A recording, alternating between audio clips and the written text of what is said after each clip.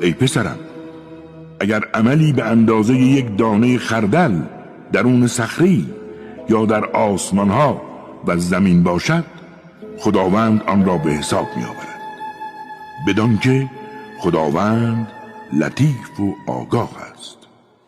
هیچگاه به تکبر از مردم روی مگردان و در روی زمین مغرورانه راه مرو، زیرا خداوند هیچ متکبر مغروری را دوست ندارد.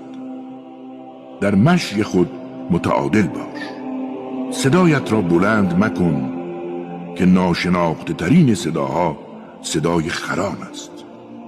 آیا نمی بینید که خداوند آنچه را در آسمانها و آنچه را در زمین است در اختیار شما گذاشته و نعمتهایش را چه آشکار و چه پنهان به تمامی عطایتان کرده است؟